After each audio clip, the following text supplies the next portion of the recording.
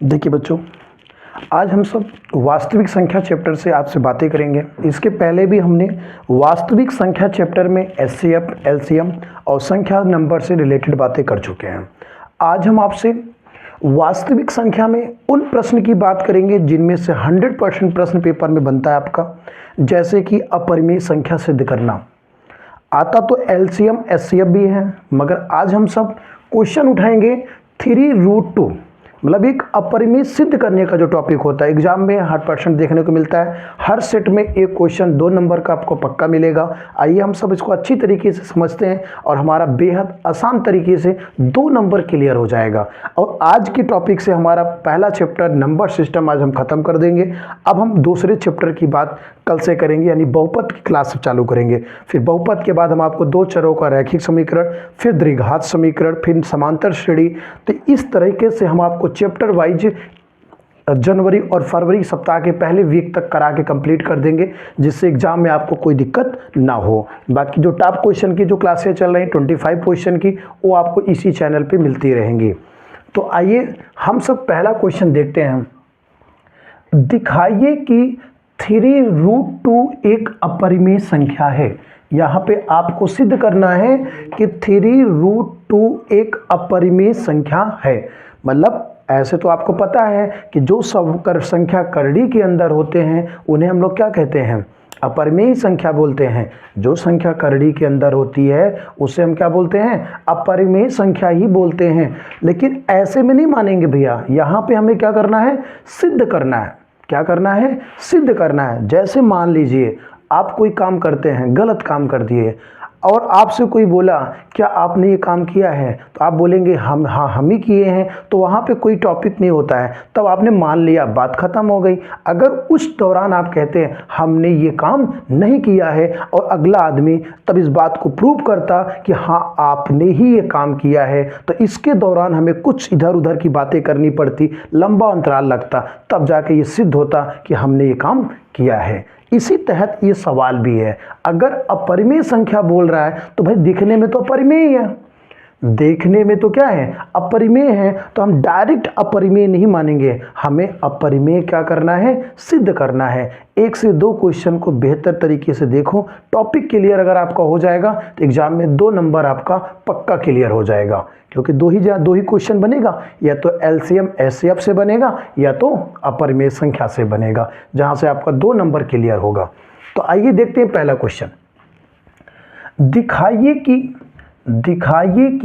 3√2 एक अपरिमेय संख्या है। मतलब हमें दिखाना है कि 3√2 एक अपरिमेय संख्या है। क्या सिद्ध करना है? अपरिमेय संख्या है। तो देखिए यहाँ पे माना 3√2 एक परिमेय संख्या है। माना 3√2 एक परिमेय संख्या है, एक परिमेय संख्या है। तो परिमेय संख्या अगर हमने इसको मान रखे हैं तो परिमेय संख्या का मतलब होता है वह संख्या जो P/Q के रूप में होता है। वह संख्या जो P/Q के रूप में होता है उसी को हम सब परिमेय संख्या कहते हैं। तो आइए देखते हैं हम लोग। 3√2 बराबर P/Q। P/Q, जहां पे P और Q एक पूर्णांक है, जहां पे P और Q क्या है? एक पूर्णांक है। तो √2 रहने दिया हमने, 3 संख्या गुणा में था, भाग में जाएगा। तो P/3Q। तो आप एक चीज यहां अगर देखिए तो P/3Q अंश बटे हर जो कि एक परिमेय संख्या है। अंश बटे हर एक परिमेय संख्या है, और किसका चिन्ह है? बराबर का। इसके बराबर कौन है? √2। यानी ये पूरा √2 के बराबर है, और ये परिमेय है, तो √2 भी क्या है? परिमेय है, क्योंकि P/3Q की वैल्यू किसके बराबर है? √2 के बराबर है। अब P/3Q कैसी संख्या है? परिमेय संख्या है, तो √2 भी क्या है? आपकी परिमेय संख्या है। तो अतः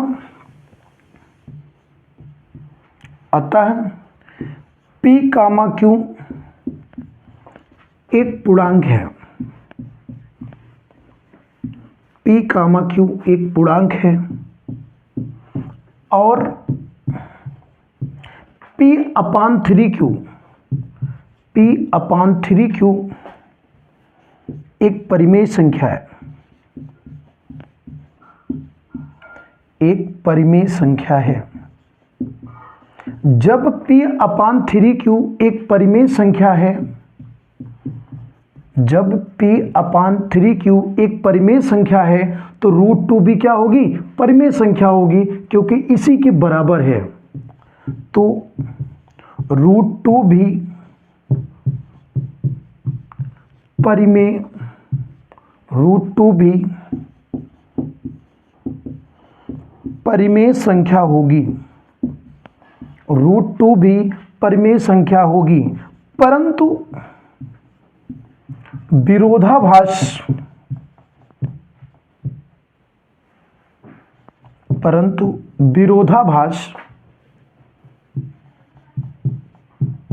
विरोधाभास है कि √2 एक अपरिमेय संख्या है, √2 एक अपरिमेय संख्या है, √2 एक अपरिमेय संख्या है। अतः 3√2 एक अपरिमेय संख्या है।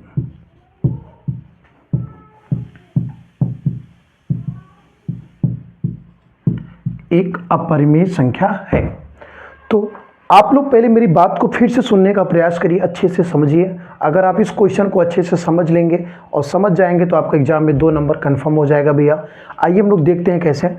हमें सिद्ध करना है 3√2 एक अपरिमेय संख्या है। इस बात को सिद्ध करना है तो हमने माना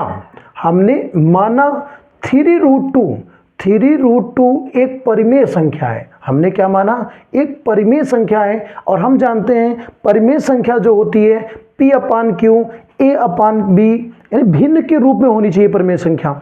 तो हमने मान लिया 3√2 अगर एक परिमेय संख्या है तो 3√2 बराबर p/q।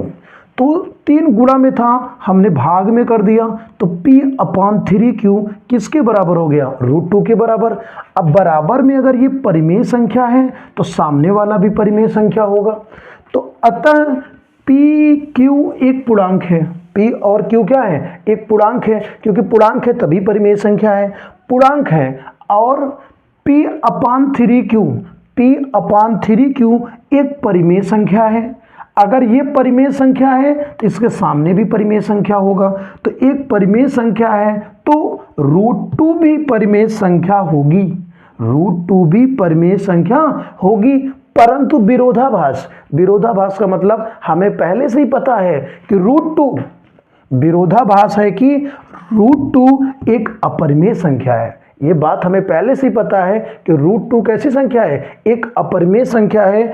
अतः 3√2 एक अपरिमेय संख्या है।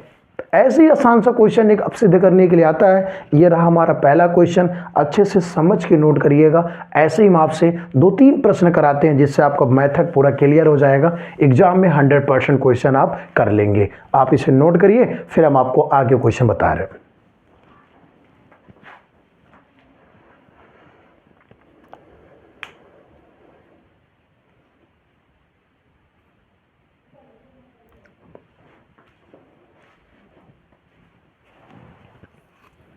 अभी वो क्वेश्चन हम लोग सॉल्व कर लिया। अब हमारा अगला क्वेश्चन है, देखिए, दिखाइए कि 5 -√3 एक अपरिमेय संख्या है। यहाँ पे हमें दिखाना है कि 5 -√3 एक अपरिमेय संख्या है। कैसी संख्या है? एक अपरिमेय संख्या है। तो सबसे पहले हम सब माना 5 -√3 एक परिमेय संख्या है, एक परिमेय संख्या है। माना 5 माइनस रूट 3 एक परिमेय संख्या है। 5 माइनस रूट 3 बराबर P अपान Q, क्योंकि परिमेय संख्या को हम सब P अपान Q से प्रदर्शित कर रहे हैं यहाँ पे। तो 5 माइनस रूट 3 बराबर P अपान Q। अब हम लोग ये काम करते हैं, सारी संख्याओं को एक तरफ कर देते हैं, करड़ी वाली संख्या को एक तरफ कर देते हैं। ये प्लस है, इधर आएगा तो माइनस। P अपान Q बराबर, ये माइनस है उधर जाएगा प्लस, बटे एक होता है, आप जानते हैं Q और एक का एलसीएम Q। एक से भाग करेंगे Q ऊपर जाएगा, Q से Q कटा P बचेगा बराबर रूट 3। हम सब देख रहे हैं कि 5Q माइनस P बटा Q एक परिमेय संख्या को प्रदर्शित कर रहा है। 5Q माइनस P बटे Q एक परिमेय संख्या को प्रदर्शित कर रहा है, और बगल में क्या लिखा है, रूट 3। तो अगर ये परिमेय संख्या है तो इसके सामने की भी संख्या क्या होगी, परिमेय संख्या होगी, क्योंकि इक्वल बराबर है एकदम। तो अतः P और Q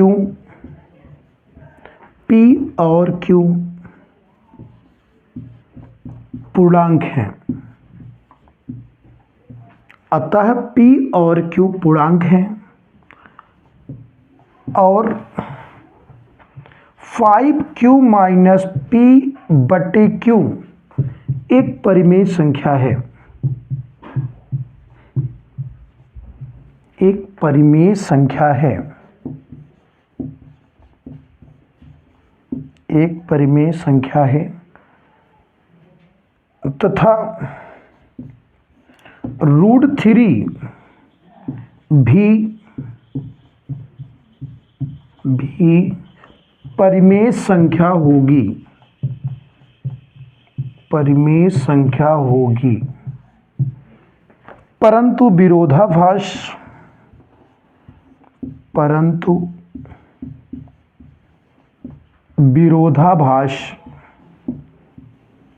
है कि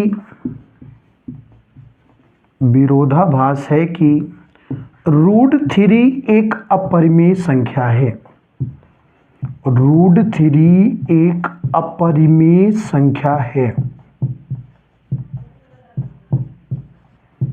रूट 3 एक अपरिमेय संख्या है। अतः 5 माइनस रूट 3 एक अपरिमेय संख्या है, अतः 5 माइनस रूट 3 एक अपरिमेय संख्या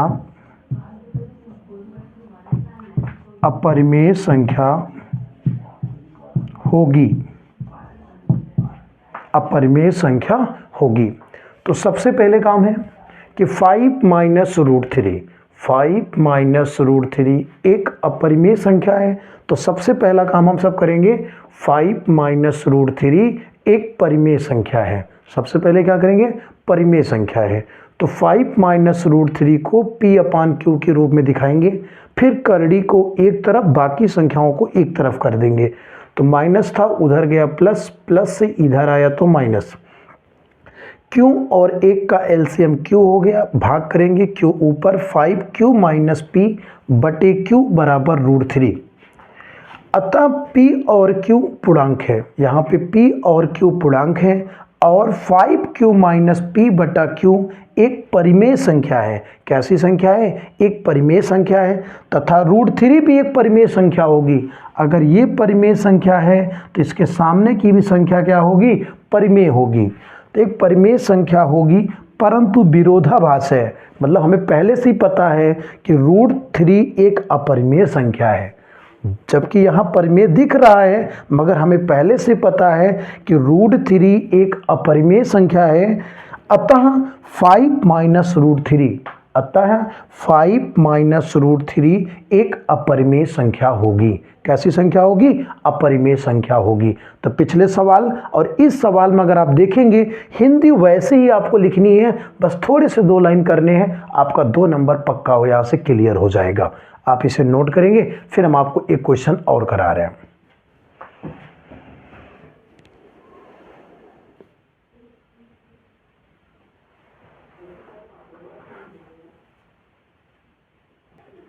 देखिए, अब तक हम लोगों ने 2 प्रश्न किए। हम आपसे बार बार कहेंगे मेथड सेम लगाना है। इन सवालों को लगाने के 2 से 3 मेथड है। आप किसी भी मेथड का यूज करिए, मगर जो हम मेथड आपको बता रहे हैं आप इसी मेथड पर रहिए। सबसे आसान तरीका ये जिससे हम लोग 2 नंबर अपना हाई स्कूल में पक्का क्लियर कर लेंगे चैप्टर वास्तविक संख्या से। तो एक क्वेश्चन हम आपको और उठा दे रहे हैं, इस क्वेश्चन को आप अच्छे से समझिए। फिर आपको अगर फिर भी प्रॉब्लम होती है आप क्वेश्चन लिख के हमारे पास सेंड करिएगा। उस क्वेश्चन को हम आपको आसानी से एकदम बताने का प्रयास करेंगे यहाँ से। तो आइए एक क्वेश्चन और देखते हैं हम सब। सिद्ध कीजिए कि 5 - 2√3 एक अपरिमेय संख्या है। सिद्ध करना है 5 - 2√3 एक अपरिमेय संख्या है। तो माना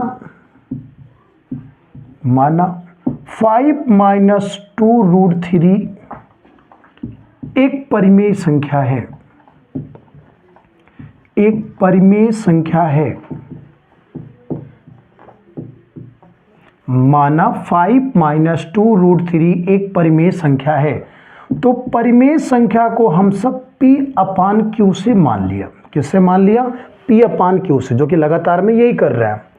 फिर ये प्लस है, इधर आएगा तो माइनस, और ये माइनस उधर जाएगा प्लस, बटे 1।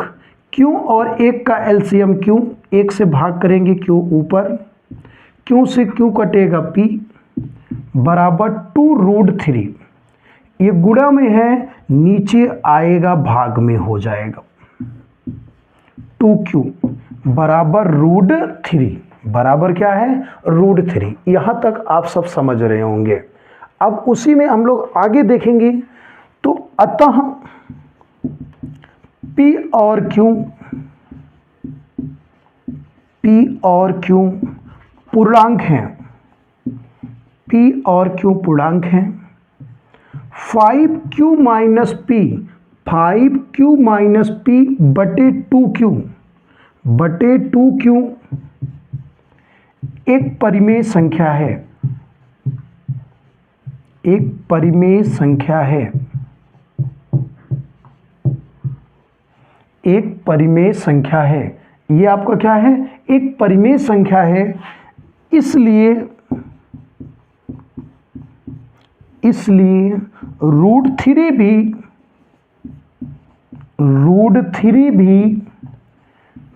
परिमेय संख्या होगी। √3 भी परिमेय संख्या होगी। √3 भी परिमेय संख्या होगी, परंतु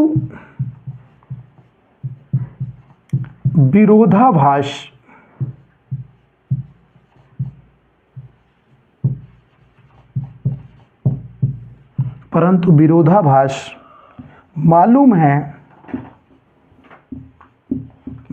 है कि √3 एक अपरिमेय संख्या है। √3 एक अपरिमेय संख्या है, अपरिमेय संख्या है। अतः 5 - 2√3 एक अपरिमेय संख्या होगी, एक अपरिमेय संख्या होगी।